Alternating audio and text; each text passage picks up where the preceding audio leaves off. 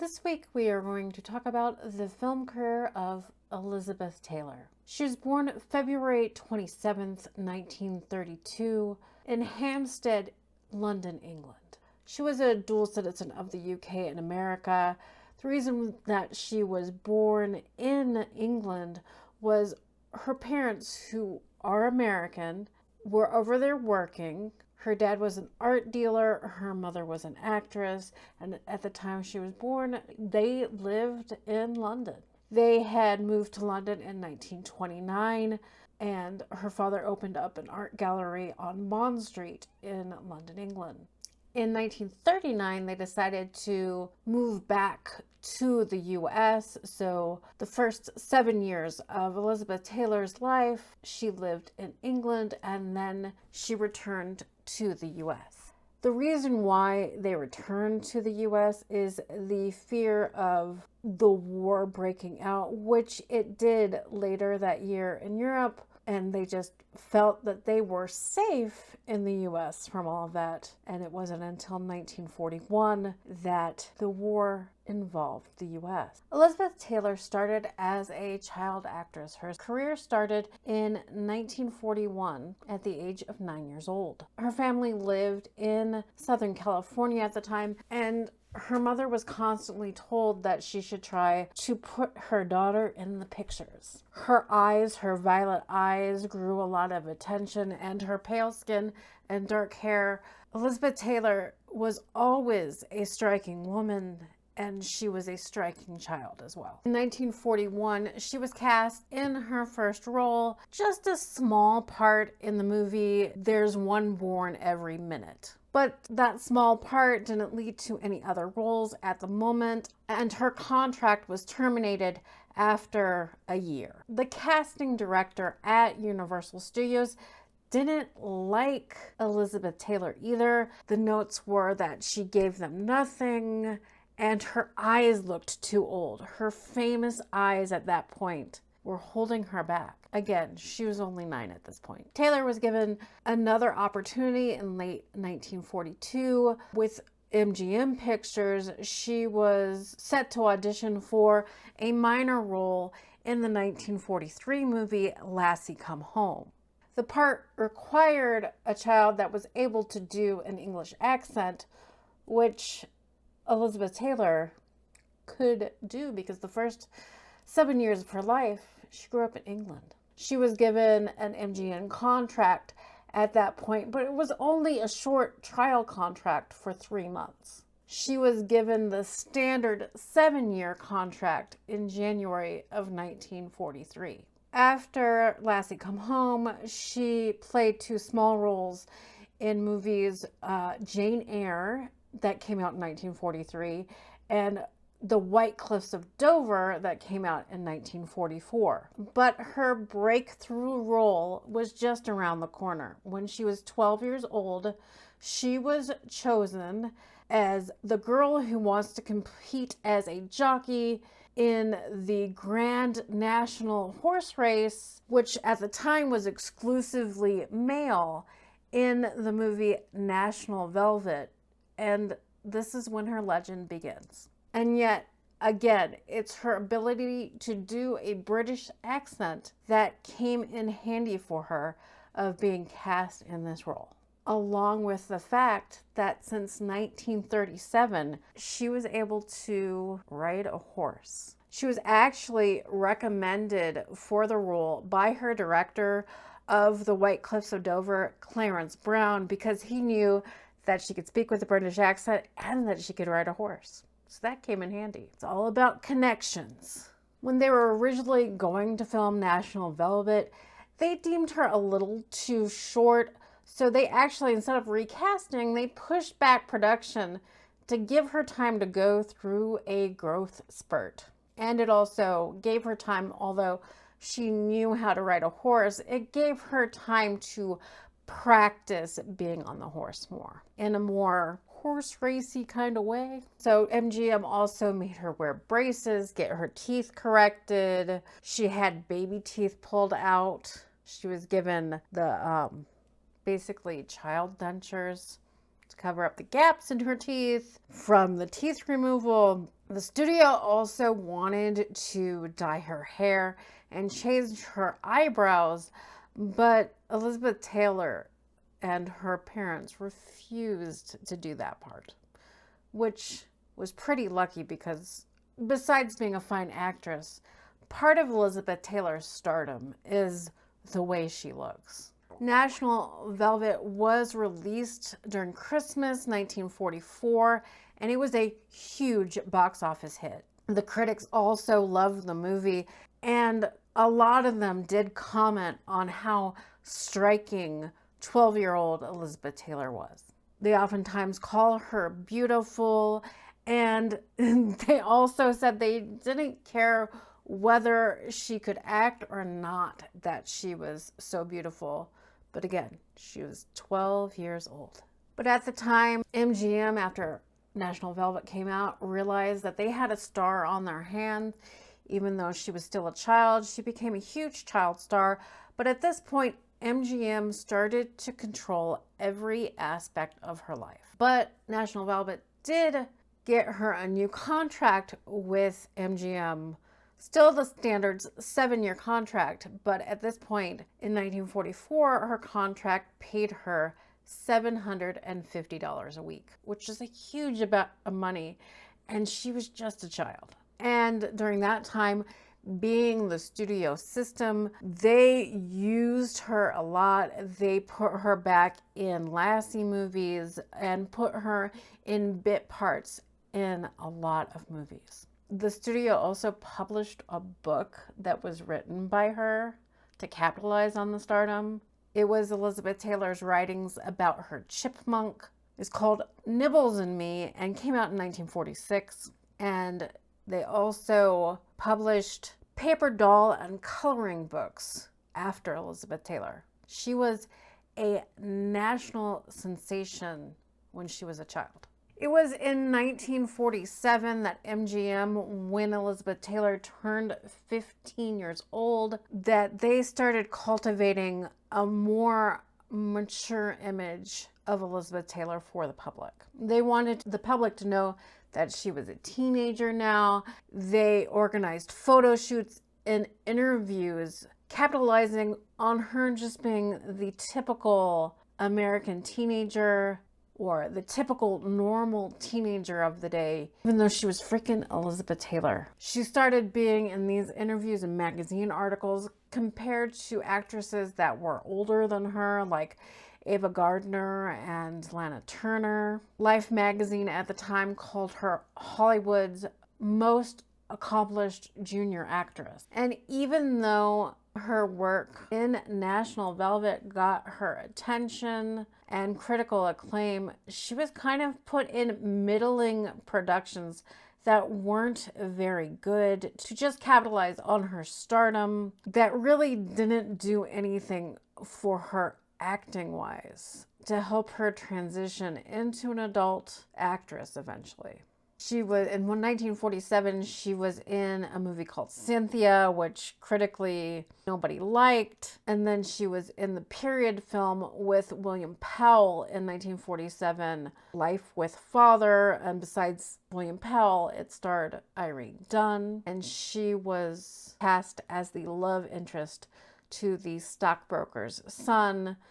None of these acting jobs gave her really anything to work with. She was cast oftentimes as the teenage man stealer in a lot of movies, which is illustrated in the 1948 movie A Date with Judy. And still, as a teenager of 16 years old, she was cast as a bride in Julia Misbehaves, which was a commercial success at the box office. It made about $4 million in 1948 when it came out, which is a huge sum of money for 1948. Her last movie that she did really as an adolescent role was when she played Amy March in the 1949 version of Little Women.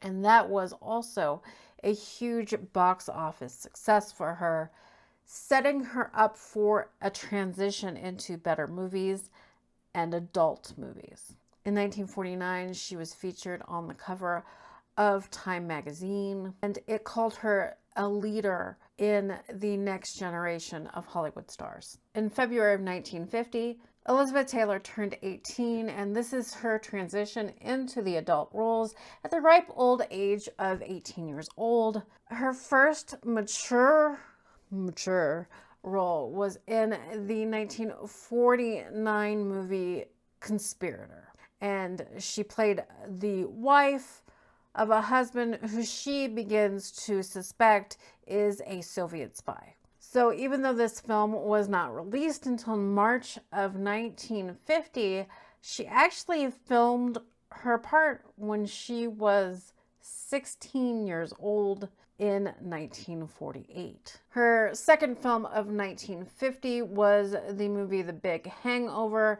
She co-starred with Van Johnson. It was released in May, and that same month, in May of 1950, Elizabeth Taylor married her first husband, Conrad Hilton Jr., which is a big theme through Elizabeth Taylor's life, is the number of times that she was married, although I primarily focus on their Hollywood career and their movie roles. I think with Elizabeth Taylor, part of her legend is her marriages and the number of times that she got married. And this was a hugely publicized event or marriage.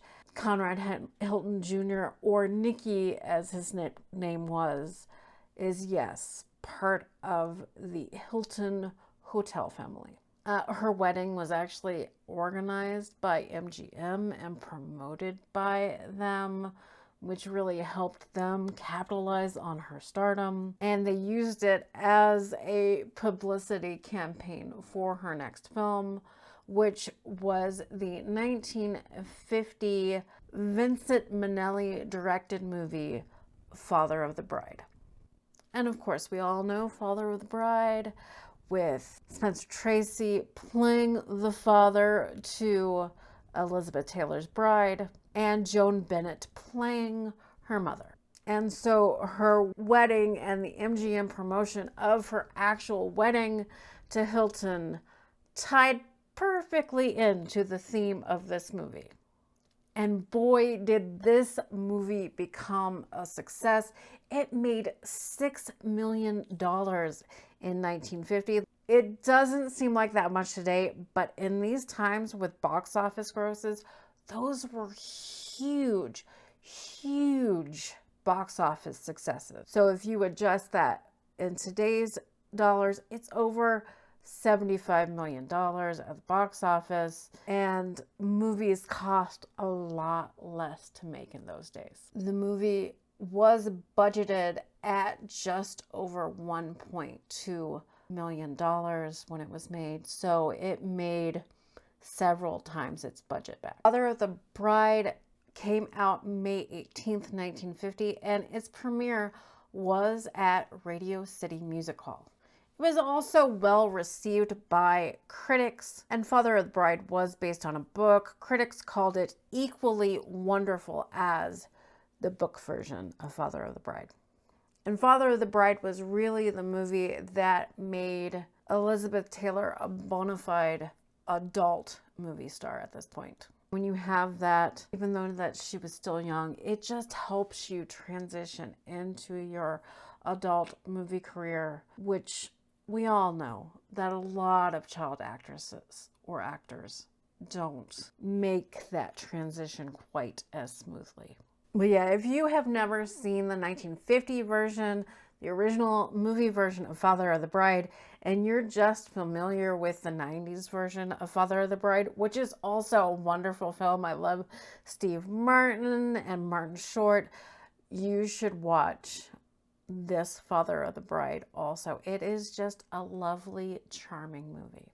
After that, Father of the Bride did spawn a sequel, the 1951 movie Father's Little Dividend, which, just like the sequel to the Steve Martin version of Father of the Bride, it is about Spencer Tracy becoming a grandfather. And yes, the sequel to Father of the Bride was a huge success as well. After the sequel to Father of the Bride, Elizabeth Taylor's next movie was the 1951 movie A Place in the Sun, which is one of her most famous movies. She plays along with Montgomery Clift, Shelley Winters, Anne Revere, and it is basically a story of Montgomery Clift's character, George Eastman. He's basically grew up poor, but he starts working for his rich uncle and ends up falling in love with two women, one of them being Elizabeth Taylor's character, Angela Vickers, the other being Shelley Winters' character, Alice Tripp. And it's a story of his character being caught between two worlds, the rich one and the poor one that he grew up in, and really not feeling like he belongs in either world. And this movie, A Place in the Sun, really marked a departure for Elizabeth Taylor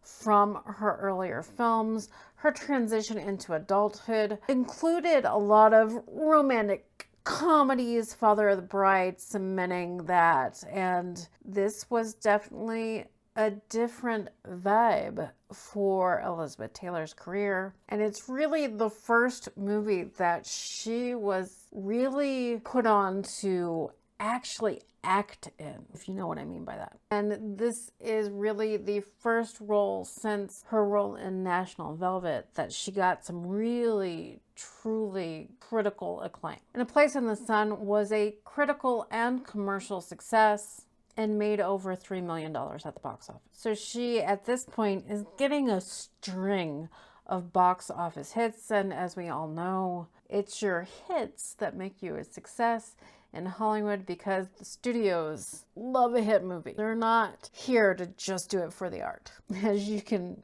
tell by movies that come out nowadays. Large part movies that come out now. But after her success in a drama, A Place in the Sun, she goes back to romantic comedies with the 1952 movie Love is Better Than Ever.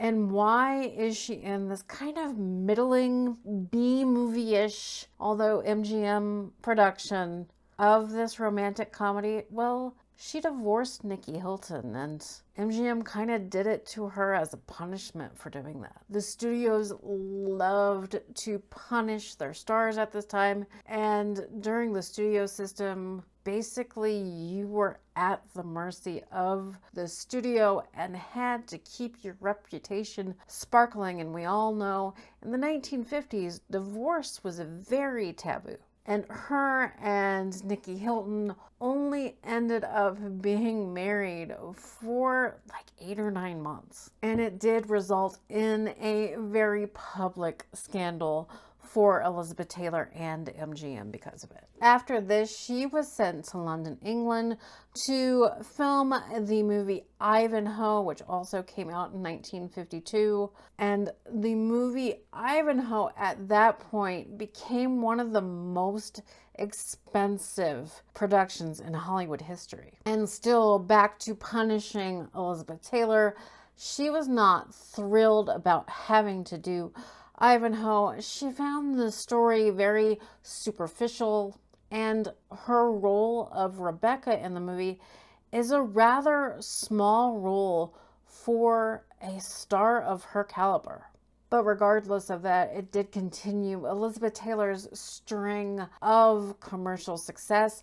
Ivanhoe, and thank God, because it was the most expensive production in studio history at this point, made over $11 million at the box office.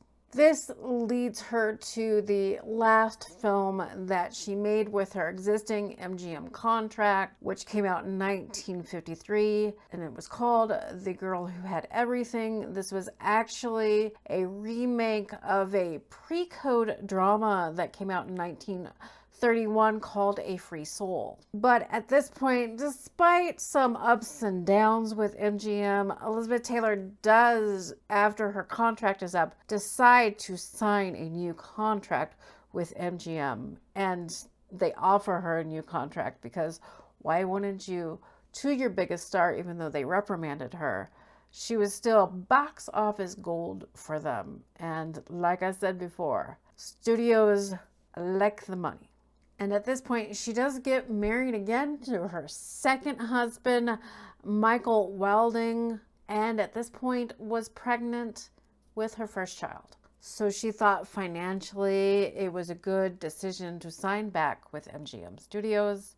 Her weekly contract for signing back with them, she made $4,700 a week at MGM, whether she was making a movie or not. That is about $54,000 a week in today's money. In addition to the higher salary, MGM gave her and her husband a loan to buy a house, and they signed her husband to a 3-year contract.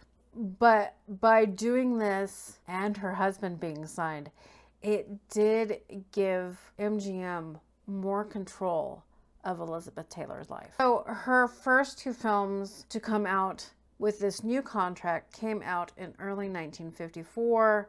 The first one was a movie called Rhapsody, and it was another romantic film with her in a love triangle caught between 2 musicians. The second was a drama called Elephant Walk, where she played a British woman struggling to adapt to life on her husband's tea plantation, a life that she was not used to. And this movie was actually a film that she was loaned from MGM to Paramount Pictures to do because the original star, who was Vivien Leigh, had dropped out.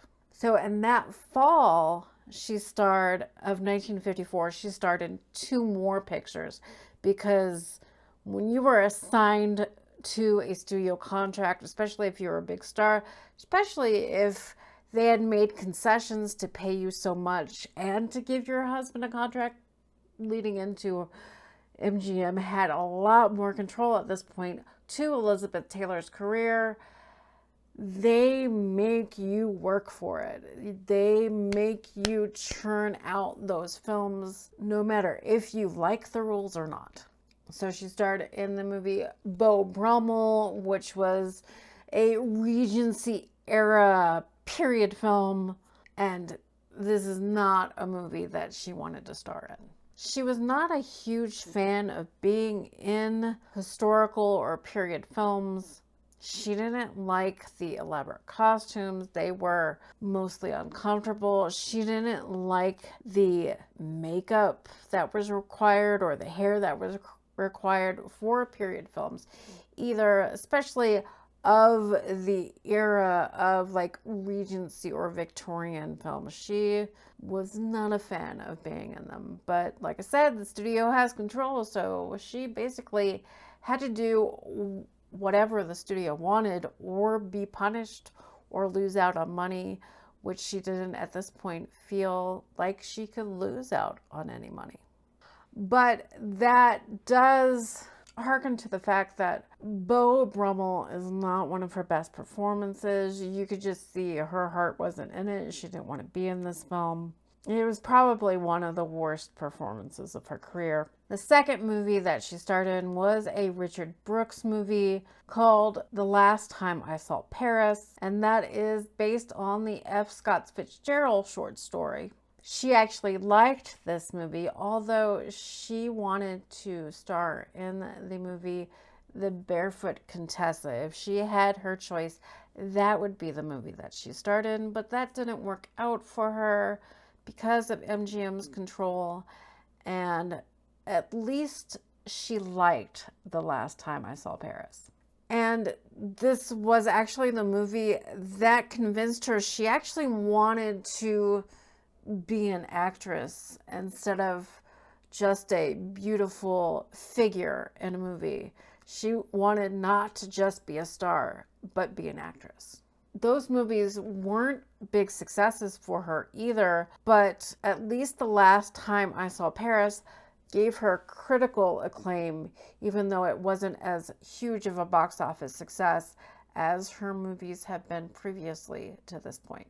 So during the making of this movie, she did become pregnant with her second child, And because of the time that she had to take off for her pregnancy, she had to add another year onto her contract with MGM to make it up to them.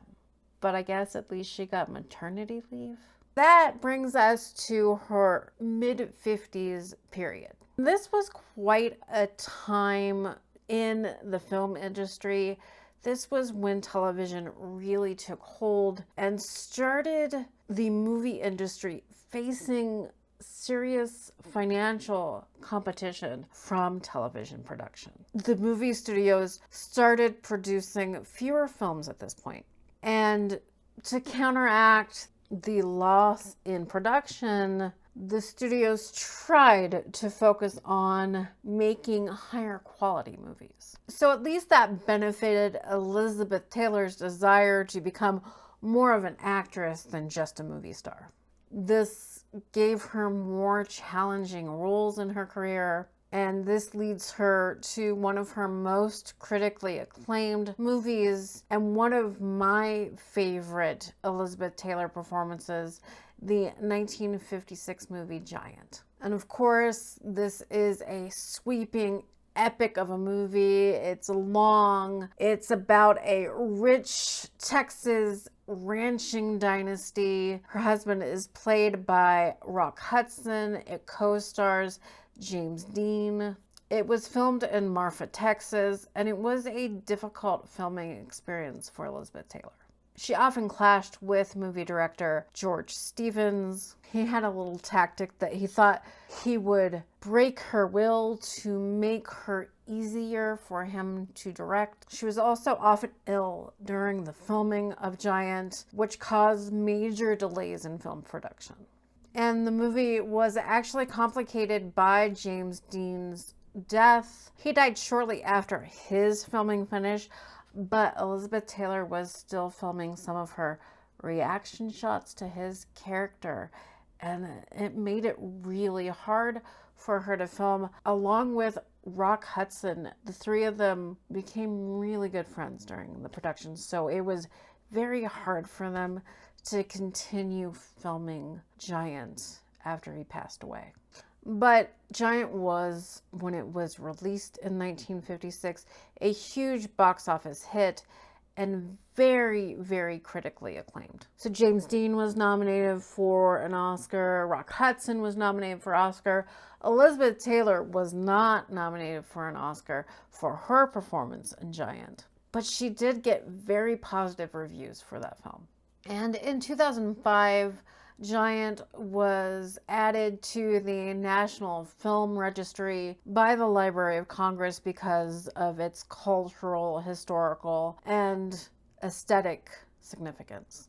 Her next film would be the 1957 film Raintree County, which reunited her with Montgomery Clift, who was of course her co-star in A Place in the Sun. And Elizabeth Taylor and Montgomery Clift were very good friends. This was a Civil War drama that, even though this is about 18 years later, then Gone with the Wind came out, they were really trying to replicate the success of Gone with the Wind. It didn't really pan out the way that MGM hoped. Although Elizabeth Taylor found her character of a disturbed Southern belle fascinating, overall she really didn't like the movie.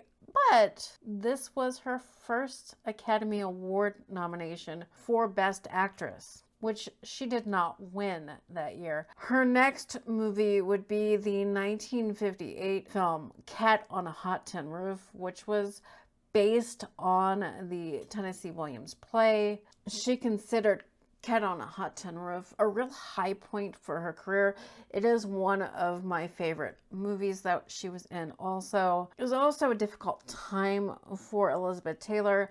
She divorced her second husband and married her third husband, Mike Todd, who was a producer. 2 weeks into filming Cat on a Hot Tin Roof in March of 1958, Mike Todd was actually killed in a plane crash. And Elizabeth Taylor has said that Mike Todd was the love of her life and probably wouldn't have been married so many more times if Mike Todd wasn't killed. She returned to work on Cat on a Hot Tin Roof 3 weeks after his death and really put her grief into that performance of Maggie the cat in the movie. And it really comes off if you watch Cat on a Hot Tin Roof. She is really the MVP of that movie. It is some fine acting. The reason why she returned to work so soon after her husband's death is Mike Todd, who was producer, had a lot of debts, and she was saddled with those debts. Money was quite an issue for Elizabeth Taylor in her career. Even though she was paid a lot of money by MGM, she had a lot of debts from her husband's debt. At the time, people didn't really get prenuptial agreements, and she was a woman in the 50s, and even though she was the breadwinner, she didn't really have control or agency over that part of her life. So she was always kind of struggling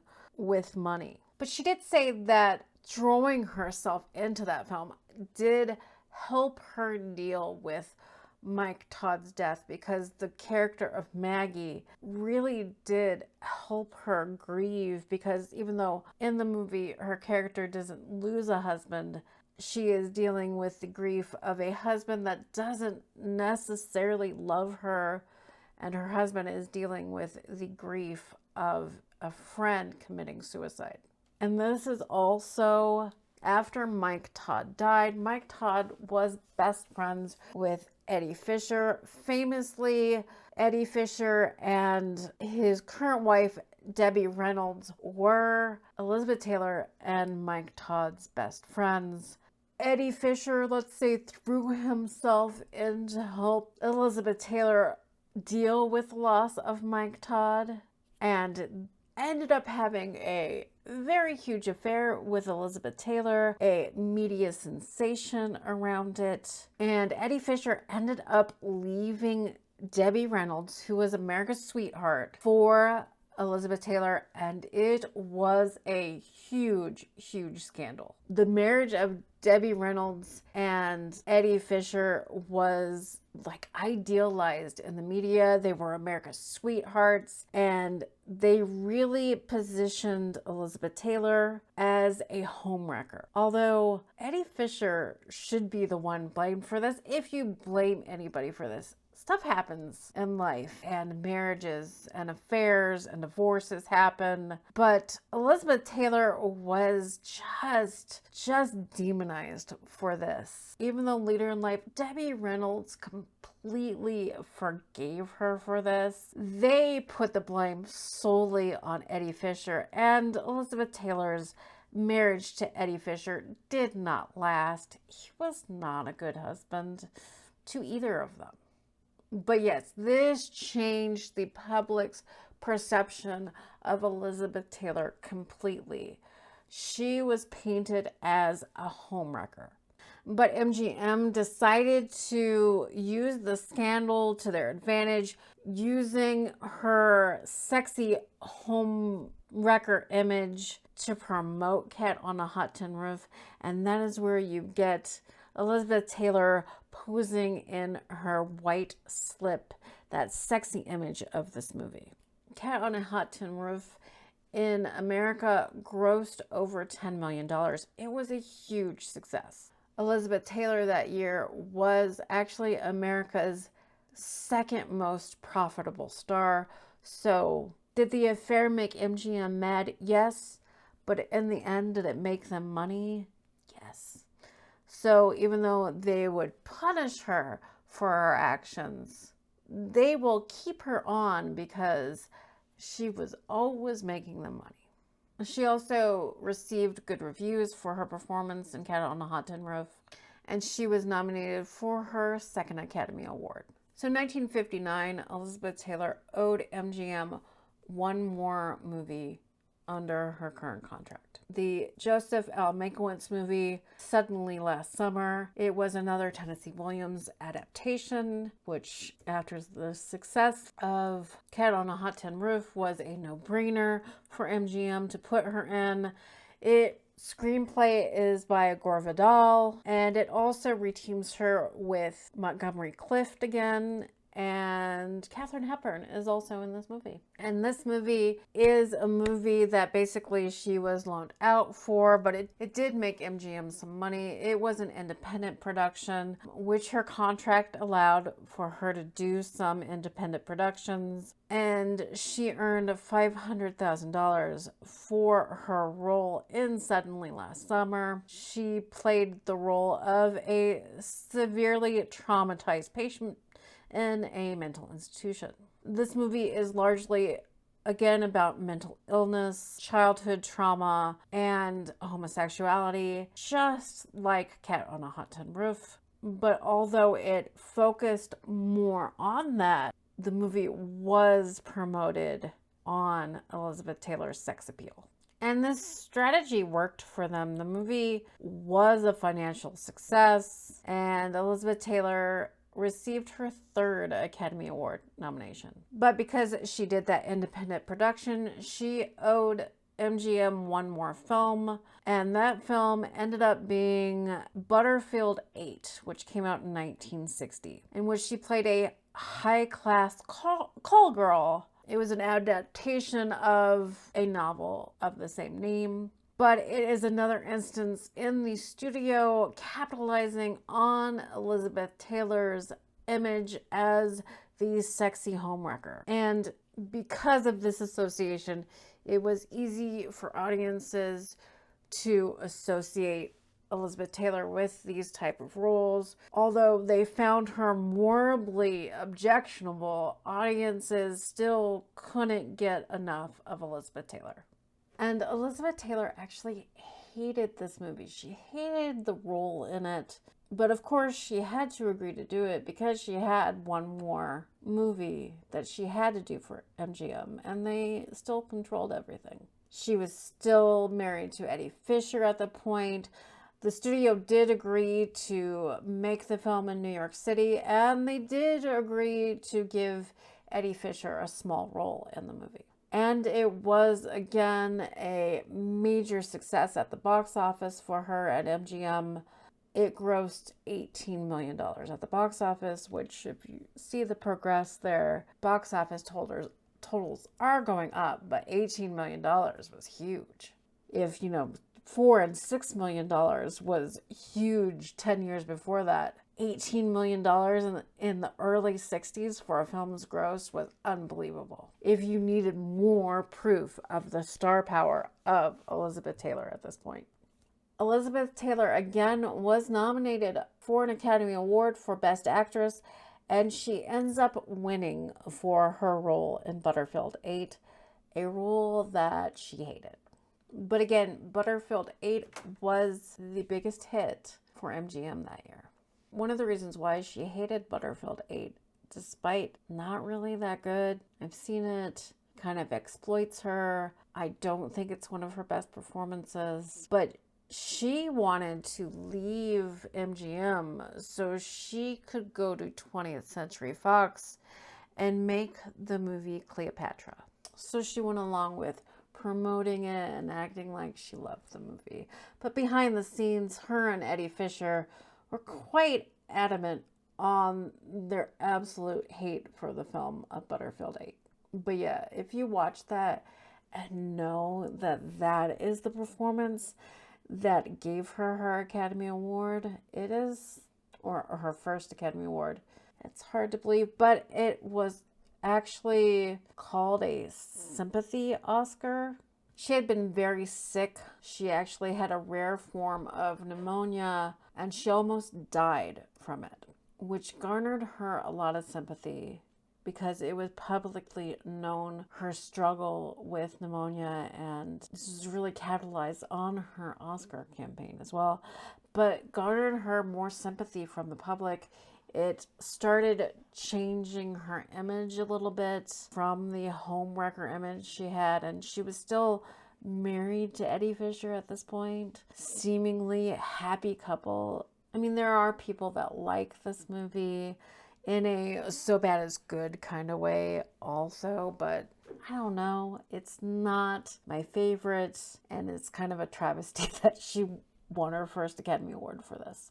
And you have to look at all of this keeping in mind, although she was married to Eddie Fisher, if she would have still been married to Michael Todd, the idea was for her to make like one last movie with MGM, which would be Cat on a Hot Tin Roof, and she was actually going to retire after making that movie. It's something her and Mike Todd agreed on, but because of his death and because of his debt that he was in, she just kept on working to pay off his debts. So that was another aftermath of what happened and her still being forced to work for MGM. Of course, she still had her contract.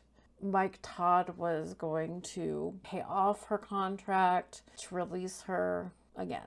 That didn't work out for her because of his death. And the agreement of her being able to retire was a verbal agreement between MGM and Mike Todd. So MGM was able to go, oh, there's no agreement. You have to fulfill your contract. I mean, she hated this movie so much during production. She also refused to speak to the director, who was Daniel Mann, and just hated the entire production of Butterfield 8.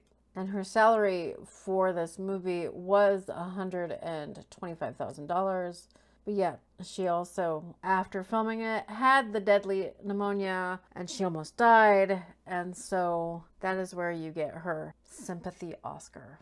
So now this leads us into 1961 and the movie Cleopatra. Although the movie didn't come out in 1961, she is now released from her MGM contract and able to make Cleopatra with 20th Century Fox. So to make this movie, which she was really passionate about, she was granted a $1 million salary. She became the first movie star to make a $1 million salary. Also granted 10% of the film's gross profits. She also had them agree to make the movie in the format Todd AO, which was actually a format owned by her because it was developed by Mike Todd and she inherited the rights to that format from his death. Cleopatra was kind of famously a nightmare to make. It was one of the most expensive productions. Its costumes and sets cost so much money to make, and they had constant delays in the filming schedule. And this is famously where Elizabeth Taylor starts up a very public affair with her co-star Richard Burton. He was married at the time. She was married to Eddie Fisher.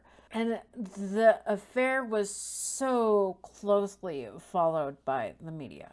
Life magazine called Cleopatra the most talked about movie ever made. Cleopatra began filming in England in 1960, and production, like I said, was halted several times. It was plagued by bad weather, and this is the movie that she actually had her fatal case of pneumonia on, because Cleopatra didn't come out until 63.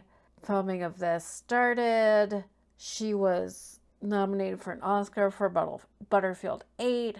She almost died. So that affected production of this movie, but she even had to get a tracheotomy at one point. She was actually erroneously reported that she had died. After she recovered, she won her Academy Award and everything.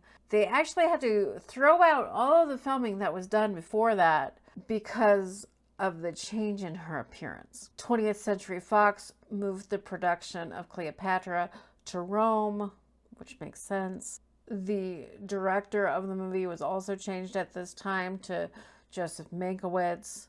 That was actually the time after she recovered from pneumonia that the part of Mark Anthony was recast to Burton, setting up this huge public scandal and their affair. Film was completed in July of 1962. The final cost of making Cleopatra was $62 million, which is the equivalent of $625 million in today's movie.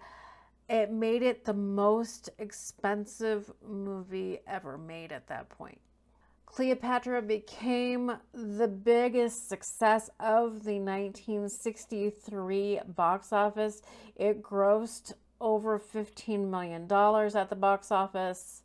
But regardless of that success and what is a huge success it was a flop for them because it cost so much to make.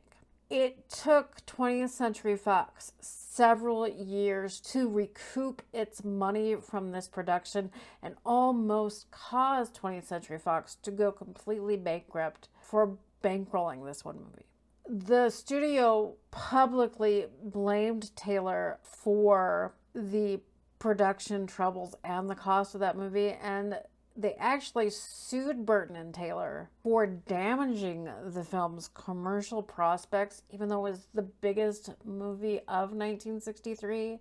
The lawsuit was unsuccessful, largely in part of the movie being so successful, but they were just at this point trying not to go bankrupt. And the film's reviews were also mixed, leaning on the more negative side. Critics also went after Taylor for how she looked in this movie. They had basically said that she had gotten fat and overweight and that her acting was no good compared to her classically trained British co-stars. Elizabeth Taylor went on in later years to call Cleopatra a real low point of her career. She thought the studio had cut out the core material of her part, which she found detrimental to the characterization of her role in that movie. But the movie is quite a spectacle to watch. It's a very watchable film. It is much better than Battlefield 8, but it's not one of her best movies. Elizabeth Taylor is miscast as Cleopatra, but what started out as a real passion project for her just took her out of her success, basically.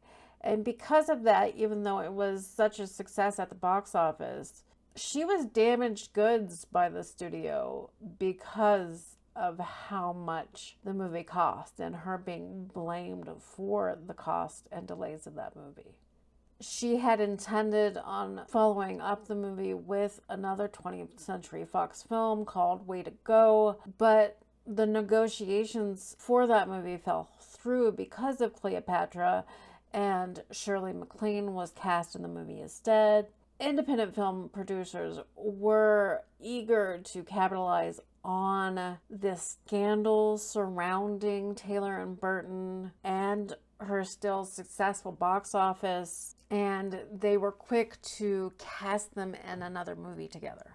That was the 1963 movie, The VIPs, which, yes, this came out the same year as Cleopatra. And the movie storyline kind of mirrored the headlines about their relationship.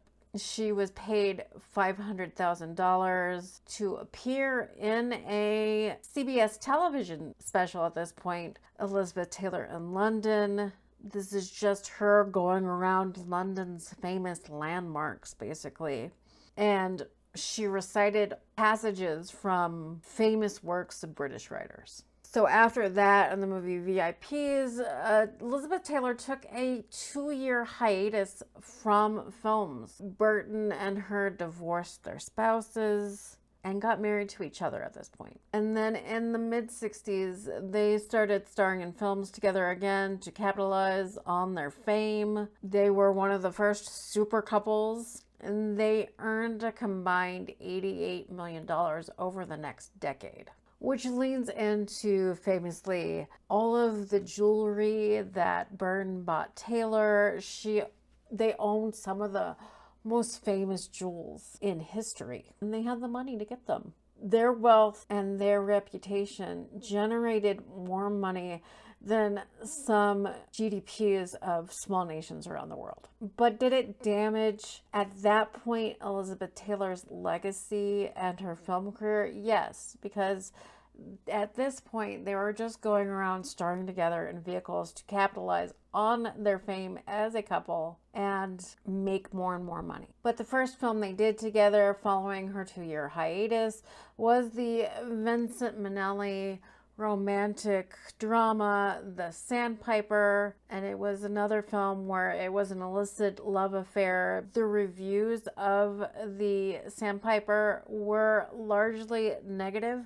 The film was still successful and earned $14 million at the box office. But then in 1966, still capitalizing off of their fame as a couple, they did star in Who's Afraid of Virginia Woolf, which actually helped boost her back into the critically acclaimed side of her film career. It was an adaptation of an Edward Albee play of the same name. It is considered the most critically acclaimed performance of Elizabeth Taylor's career. She and Burton play Martha and George. They are a middle-aged couple, which at the time it was shocking how Elizabeth Taylor's appearance had changed. She had visibly gained weight. She was visibly older. And this basically, they're an alcoholic middle-aged couple going through a marital crisis. But Elizabeth Taylor's character was also supposed to be 50 years old. She wore a wig. She used makeup to make herself look older, used makeup to make herself look more tired, more like a 50-year-old woman going through these crises. And it was a huge contrast in her glamorous public persona. So it was striking to see at this time, and something that was really not done, especially of movie stars of her ilk at the time. It was really a year or two before the Hollywood revolution, the director's revolution, and the breakdown of the whole studio system that really put the star system and the magnitude and look of stars that really just blew all of that up. So this is one of the movies that helped sort of slowly garner that in, even though it came out a year or two before that really broke down. Mike Nichols at this point was largely known as a comedian and a theater director.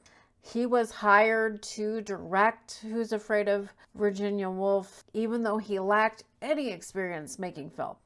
The production was very different than any previous production that she had done before. Mike Nichols liked to thoroughly rehearse his films. He treated it like a play when he made this film, which makes sense because he was theater director. And at this point, the norm was to make movies in color. That transition had happened, but this movie was filmed in black and white, which made it stand out in the look of other movies being produced at the time. The movie was considered groundbreaking, and it was an uncensored look with adult themes and language, and it got tremendous reviews. Like I said, this is considered the best performance of her career.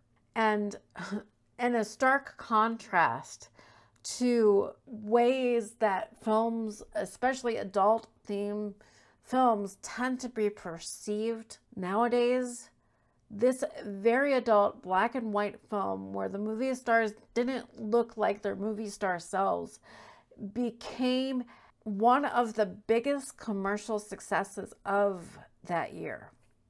Elizabeth Taylor received her second Academy Award, and she was more than proud to present this as her Academy Award winning role. She won numerous critics awards for her performance as well, and really put her back on top as her critical actress self. But she had continued to be a commercial success at this point, even though the financial disaster of Cleopatra, it was still the biggest film at the box office. So even though Elizabeth Taylor was on such an incredible career high with Who's Afraid of Virginia Woolf, there's inevitably the downfall from that, which happened pretty swiftly. Her and Richard Burton insisted on starring in everything together. They did a Broadway play, Dr. Faustus, and it was the first time she had appeared on stage, and it was pretty critically panned. The high point of this late 60s period after Who's Afraid of Virginia Woolf was the 1967 Franco Zeffirelli film Taming of the Shrew, which it was again her and Richard Burton. So that was the high point for them after such high of Who's Afraid of Virginia Woolf. After that, everything was kind of hit or miss. The Taming of the Shrew was a box office success. It grossed $12 million. After that, in 1967, she did John Huston's Reflections in a Golden Eye. That movie actually didn't star Richard Burton. So this would be her first movie in several years that she did without Richard Burton. This was supposed to team her back up with Montgomery Clift, but his health was on the decline. They couldn't get anybody to insure him for the movie. She even offered to insure him herself, but he ended up dying of a heart attack before production began and was replaced by Marlon Brando. Reflections in a Golden Eye ended up being a commercial and critical disaster, and this started an onward decline for Elizabeth Taylor's film career. Elizabeth Taylor and Richard Burton starred in another movie together that year in 1967. It was a film based on a Graham Greene novel called The Comedians, and it also received mixed reviews and was another box office flop for her. So she spent several years on this career high where she was in the top 5 of moneymakers in regards to acting, followed by a steep decline.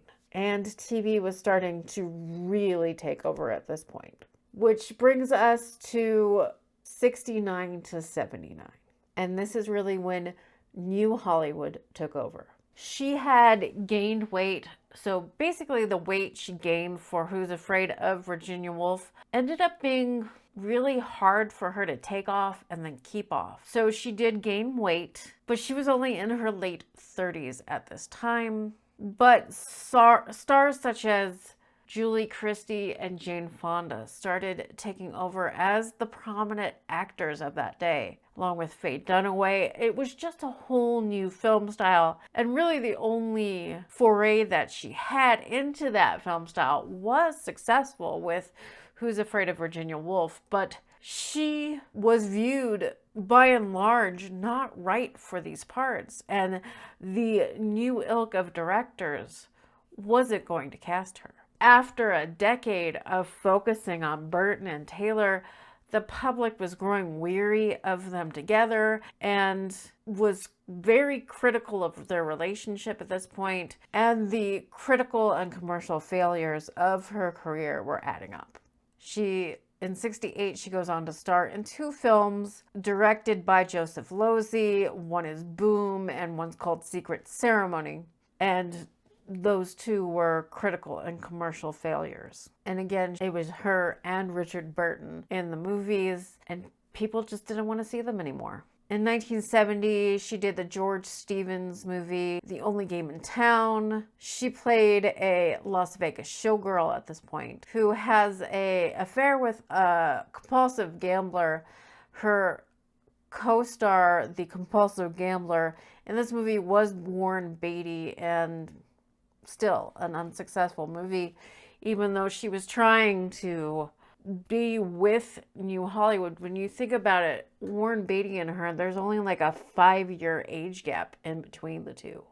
In 1972, she was in 3 films. They were moderate hits. She was in a movie called X, Y, and Z with Michael Caine. She again appeared with Richard Burton in the movie Under Milkwood, but her role was small in that movie, even though they decided to try to capitalize on her fame, and she was top billed of the movie. The 3rd film that she did in 1972 was with Peter Ustinov. It was called Hammerschmidt is Out. Richard Burton was in this movie also, and that would mark their 10th collaboration together. So at this point, it's clear that her and Burton together on screen had more misses than hits.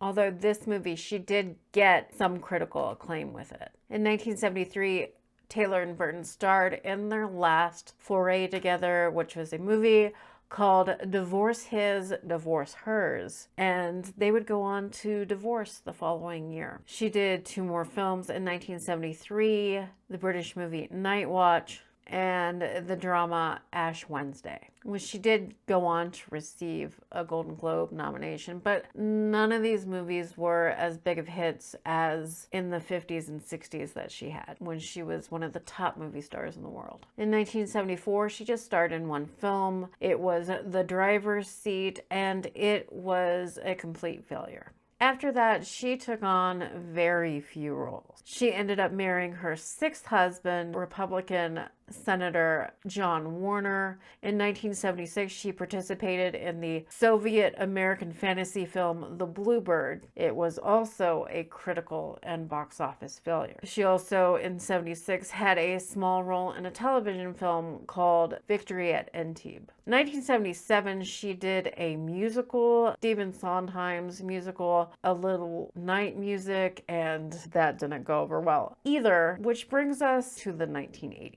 She kind of goes into semi-retirement. In 1980, she started in The Mirror Cracked, which was based on a Agatha Christie mystery novel, and she was part of an ensemble cast in that movie.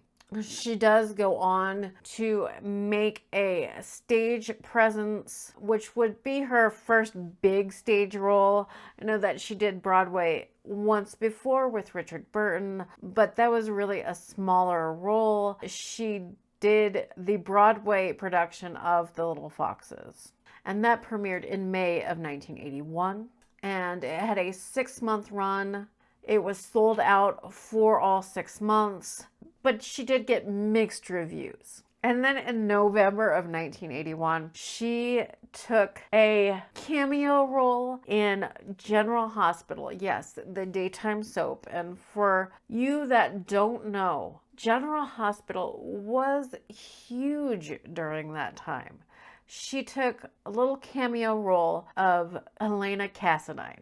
She appeared during the famed Luke and Laura's wedding. It was a big thing. She didn't appear for that long, but there was a big hubbub about it. Plus, going along with, this was a cultural phenomenon at the time.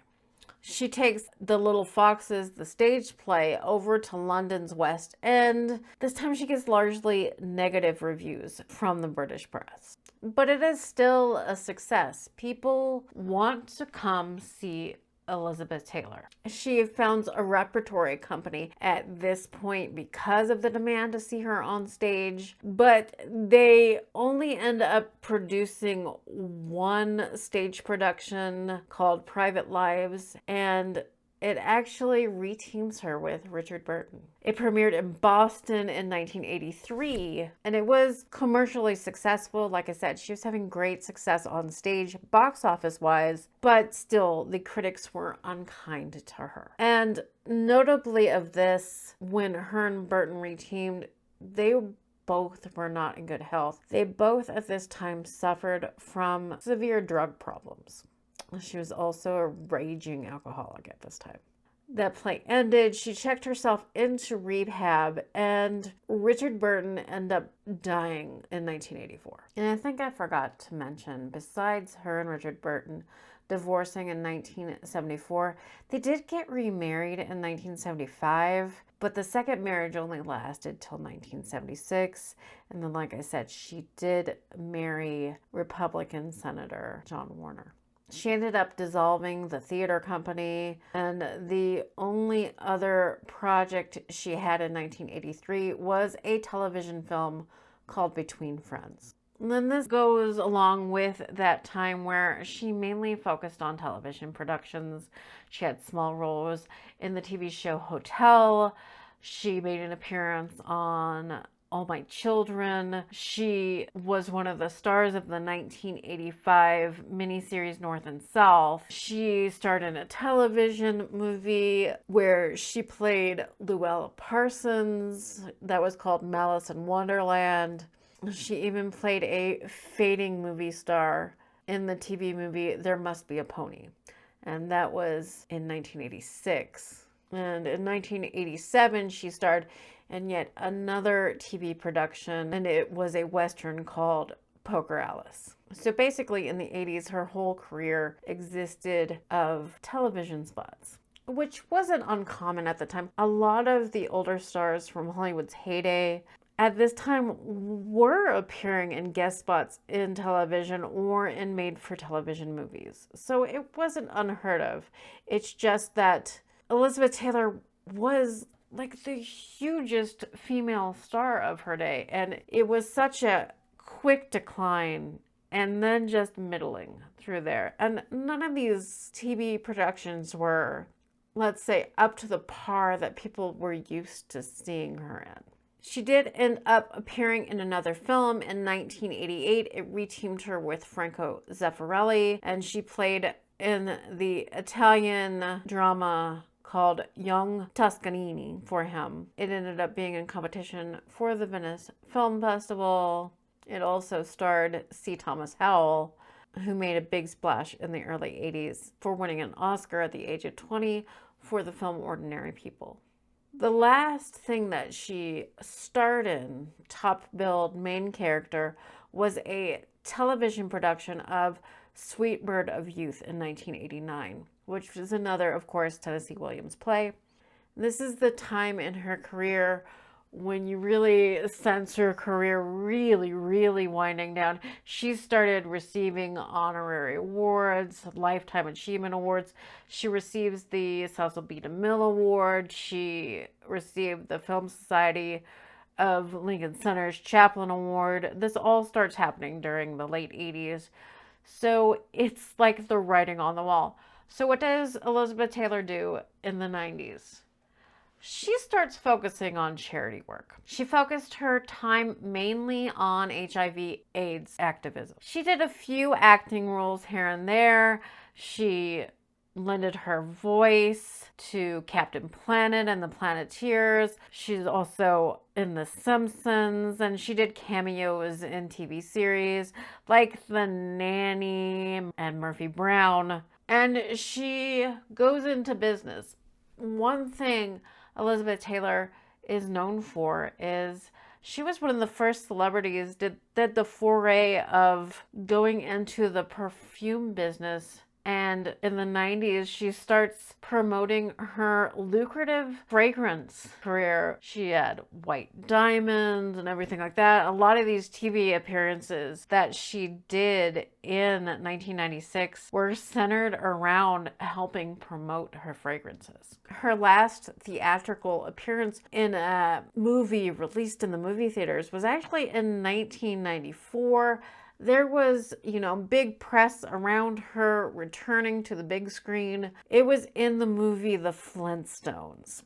It was a huge hit at the time, but it's not a good movie. It was critically panned. I think most people that have a soft spot for it were probably kids when they saw it, which happens a lot. You see movies that aren't very good when you're a kid, and you just have this soft spot for them because little kids don't have good taste in movies by and large. She is still receiving Lifetime Achievement Awards. In 93, she receives AFI Lifetime Achievement Award. The Screen Actors Guild gives her an honorary award in 1997. She receives a BAFTA Fellowship in 1999. But she still does some television roles here and there. She starred in the television film These Old Broads, and that was in 2001. She still did voice work. But in the early 2000s, she did completely retire from acting so she could devote most of her time to her charity work. The only other thing she does is in 2007, she does a performance of the play Love Letters. She does it with James Earl Jones, and it's done just as an AIDS benefit. She was actually one of the first celebrities to participate in HIV/AIDS activism. She raised more than $270 million for the cause since she started in the mid-'80s. And the reason that she started was because her friend Rock Hudson died of AIDS and nobody had ever spoken of it. Ronald Reagan spent much of his time avoiding the subject. But there you were, this legend, this icon everybody loved. Rock Hudson, who was a good friend of Elizabeth Taylor, died of AIDS, HIV, and it was one of the first times it was ever spoken about publicly that this was happening. In 1985, she did help found the National AIDS Research Foundation because of her friend Rock Hudson dying of AIDS.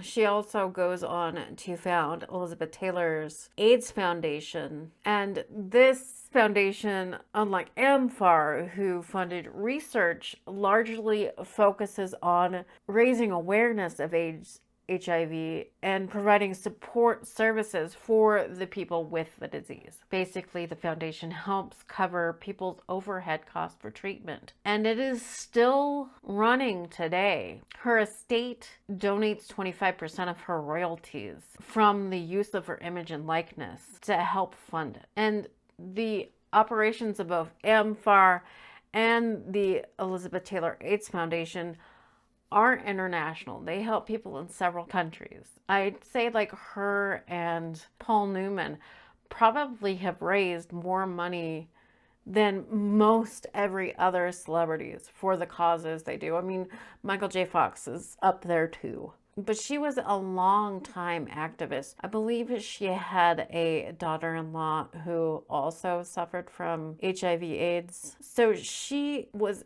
in this with friends and family afflicted with this disease, and she worked tirelessly for it. So you have somebody who used their ongoing celebrity, didn't really act anymore. She devoted herself to her business and her fragrances and raising money for charity, which is very admirable. That, in a nutshell, is the career of Elizabeth Taylor. She was a friend to a lot of people.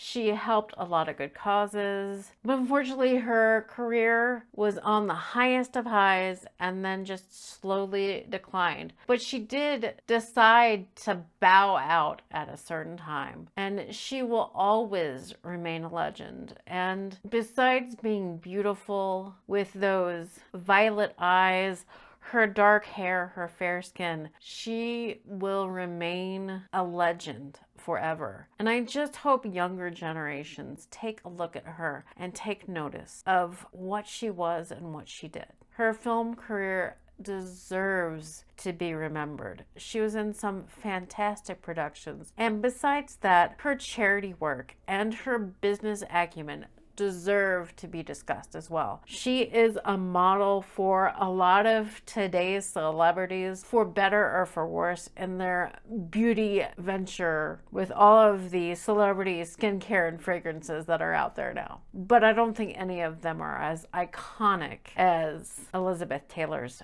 fragrances. And as I've mentioned in this, Elizabeth Taylor did suffer from a lot of health issues in her life, and during her later years her health was in decline, but you know, she was always there and always trying to help people. Even when she couldn't walk anymore, she still was out there raising money for causes. A lot of people wouldn't have gotten their treatments for AIDS and HIV without Elizabeth Taylor. And I mentioned Michael J. Fox, what he has done for Parkinson research. Elizabeth Taylor, by and large, her and probably Elton John, did a lot for AIDS and HIV research. That really furthered it being a more manageable disease than the death sentence that it used to be. And speaking of marriage, she does go on to marry one more time. She, in 1991, did marry Larry Fortensky. John Warner and her, the senator, divorced in 1982. So she goes a long time without being married, which most of us think of her as married all the time. But in 1991, she does go on to marry a much younger Larry Fortensky. It was a premier event, her wedding. It was held at Michael Jackson's Neverland Ranch. Michael Jackson and her were best friends, even up until his death. I believe she was the godmother to his children. But her and Larry Fortensky divorced in 1996, and then she never married again, and she ended up dying on March 23rd, 2011. She was 79 years old and in failing health. She is buried at Forest Lawn Cemetery in Glendale, California. But her legend, I believe, still lives on. And I made this video for anybody or the younger people, not that I know that they'll watch this, to know more about Elizabeth Taylor and her film career, to help that legacy live on. Like I said, she deserves to be remembered. She was one of the most important stars in Hollywood history. But I want to thank you all. My name is Stacia, and this is my little corner on the internet where I talk about film, movies, movie stars. I like to talk about older movies and movie stars just to keep them alive out there. I just love movies and I love talking about them. I am setting a goal for myself this year to try to get 500 subscribers. You know, just a personal goal. I do this as a hobby just because I love doing it. But I love when more and more people are watching. I love when people comment and share stories. What was your favorite Elizabeth Taylor movie or TV production or whatever she did? What did you love about her? Let me know down in the comments. I enjoy interacting with you. I try to respond to every comment that I have. I love the conversation. I love when you guys suggest things to me. But what do you remember about Elizabeth Taylor in your life? But if you wouldn't mind, if you like this, if you like movies, give me a subscription. Help me reach that 500 sub goal this year. Give me a thumbs up and a comment. It helps the YouTube algorithm push this content out to more people so more people can find that, and we can just keep the conversation going about old Hollywood and older films. But again, my name is Stacia. I love you all. See you next time.